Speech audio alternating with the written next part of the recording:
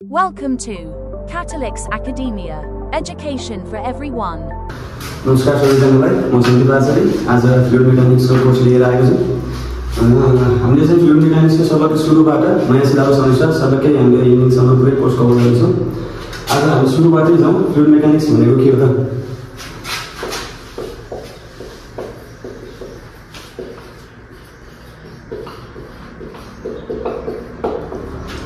Fluid mechanics भनेको के हो त भन्दाखेरि फ्लुइड मेकानिक्सले कभर गर्ने टपिकहरू चाहिँ हामी सबैकै सुरुदेखि अन्तसम्म त भन्ने नै छौँ। Fluid mechanics is the branch of the mechanics that deals with the gas and liquid and it's behaviour. अब यसको कस्तो लिक्विड र ग्यासको चाहिँ कस्तो बिहेभियर हुन्छ, यो रेस्टमा बस्दा कस्तो हुन्छ, मुसलमा बस्दा कस्तो हुन्छ, त्यो सबै कुरालाई हामीले डिल गर्नेछौँ। फ्लुइड मेकानिक्सले कभर गर्ने भनेको कुरा मेनली चाहिँ फ्लुइड भनेको चाहिँ ग्यास र लिक्विड नै हो है। अब हाम्रो सुरुको टपिक चाहिँ हाम्रो सुरुमा चाहिँ इन्ट्रोडक्सन हुनेछ।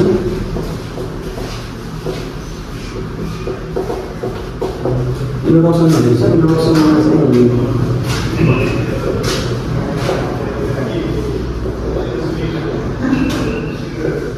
डेन्सिटी होइन। डेन्सिटी भनेको के हो? डेन्सिटी भनेको मास अपन भोल्युम, कुनै पनि चिजको मास र भोल्युमको रेसियो चाहिँ डेन्सिटी हो। अब त थाहा नै छ, यो भइहाल्यो। सेकेन्डमा आउँछ हाम्रो स्पेसिफिक कोडतिर जाँदैन।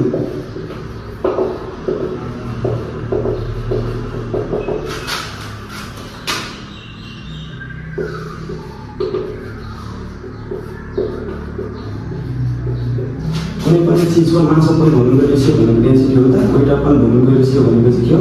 स्पेसिफिक वेट हो। डेन्सिटीको सिम्बल चाहिँ हामीले रो भनेर लेख्छौँ होइन, अनि स्पेसिफिक वेटको चाहिँ गामा भनेर लेख्छ। गामालाई चाहिँ मैले यसरी लेख्छु है, गामा भनेर हुन्छ स्पेसिफिक वेट डेन्सिटी। अनि सबै कुरा भएर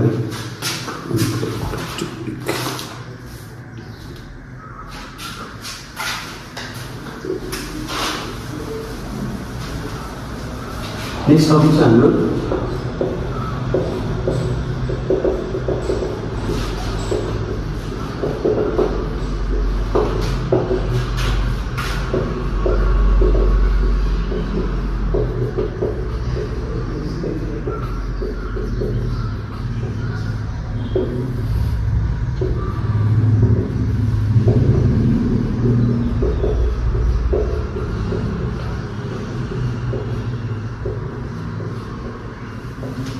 weight of the standard substance, weight of the substance upon weight of the standard substance हुन्छ यसको चाहिँ नि स्पेसिफिक ग्राभिटी भनेको चाहिँ एकदम बेसिकहरू सबै कुरा थाहा नै छ।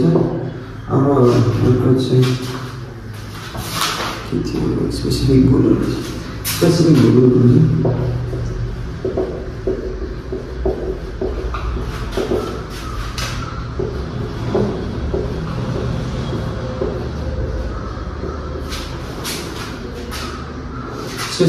भनेको चाहिँ ठ्याक्कै डेन्सिटीको उल्टो हुन्छ। मास अपन भोल्युम डेन्सिटी हुन्थ्यो भने यो चाहिँ स्पेसिफिक भोल्युम भनेको भोल्युम अपन मास हुन्छ है। यो टपिकहरू चाहिँ हामीलाई पछि बिस्तारै काम लाग्ने भएर हुन्छ। रिपिटिङ गरेर यो सबैहरू हामीले सानैबाट पढ्दा आइरहेको छ। अब हल्का भित्र चाहिँ हो लाभो टोपिकमा हामीले पढ्यौँ नि सिस्टम भनेर होइन, त्यो कुराको काम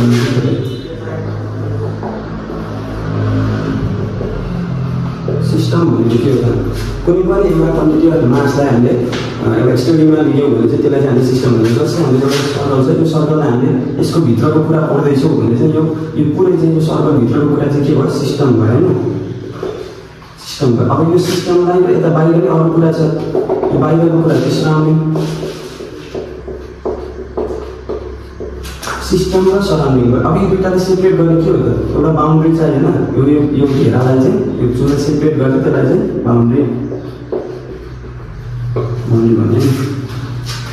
अब सिस्टम पनि दुईवटा प्रकारको हुनु पऱ्यो। कुन त भन्दाखेरि एउटा क्लोज सिस्टम,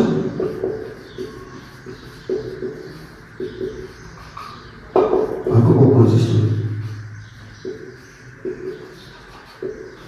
क्लोज सिस्टम भनेको कस्तो त भन्दाखेरि जसबाट चाहिँ मास र इनर्जी चाहिँ सिस्टमबाट सराउन्डिङमा र सराउन्डिङबाट सिस्टममा इन्टरचेन्ज हुँदैन है। क्लोज भनेपछि नहुने। ओपन सिस्टम भनेको कस्तो? जसमा चाहिँ सराउन्डिङबाट सिस्टममा इनर्जी पास हुन सक्यो अनि सिस्टमबाट सराउन्डिङमा पनि पास गरिसक्यो। त्यस्तो चाहिँ ओपन सिस्टम है। एकदमै सानो एक्जाम्पल गर्ने भने यसको चाहिँ थर्मस, जस्तै हाम्रो थर्मस छ, अब यो थर्मसको भिड चाहिँ रिकालेर छ भने यो चाहिँ हाम्रो अब जस्तै यहाँभित्रको चिया छ भनौँ, थर्मसभित्र टी छ, टी चाहिँ यो चाहिँ अब क्लोज सिस्टममा छ भने चाहिँ यसको इनर्जी जस्तै ढक्कन लाग्दैन नि हामीले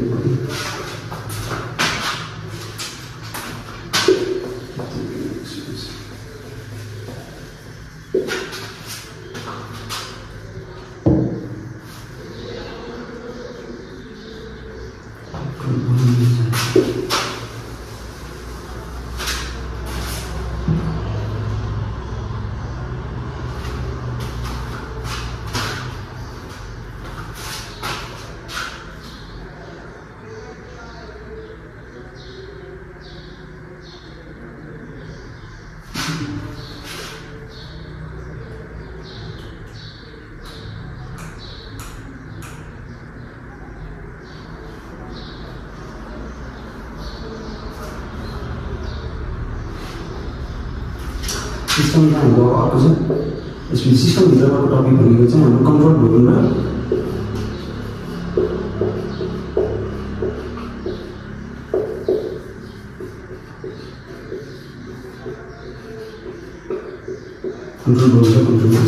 कन्ट्रोल भोल्युम भनेको चाहिँ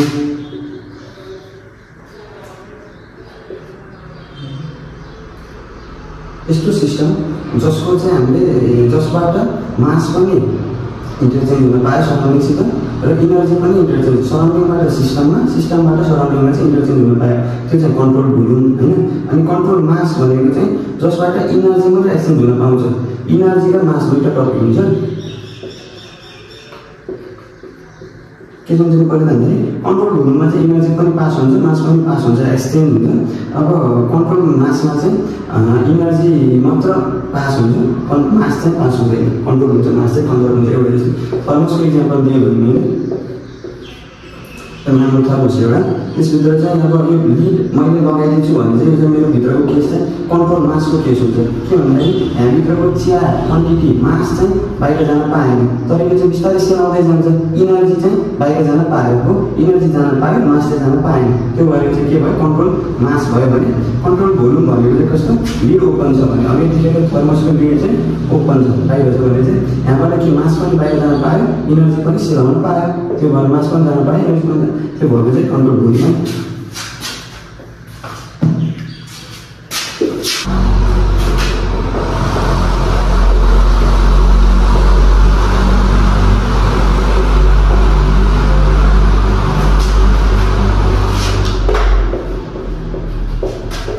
principal of continuum. Principle of कन्टिन्युममा के हुन्छ भन्दाखेरि कुनै पनि म्याटरभित्र जो मलिक्युल्सहरू हुन्छ नि, यो चाहिँ कन्टिन्युसली बसेको हुन्छ अरे। जस्तै अब यहाँ चाहिँ अब कन्टिन्युमले के भन्दाखेरि एउटा पोइन्ट फङ्सन,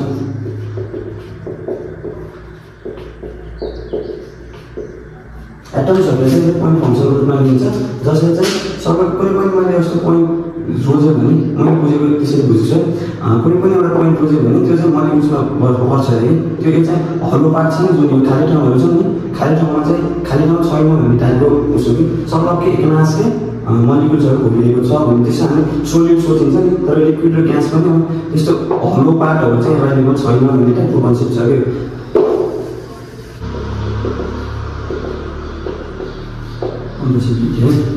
कम्प्रेसिबिलिटी भनेको के हो, is reciprocal of work modulus. Work modulus भनेको के हो भन्दाखेरि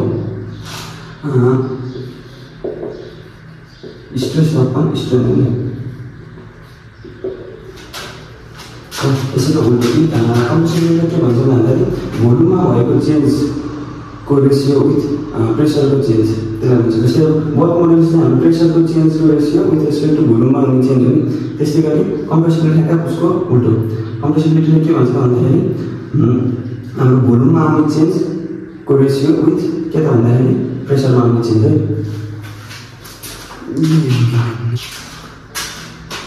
सानो डेरिभेसन छ। वर्क मोडुलस भनेको के हुन्छ भन्दाखेरि change in pressure upon volumetric strain हो नि। अब हामीलाई के थाहा छ त भन्दाखेरि मास भनेको कन्स्टेन्ट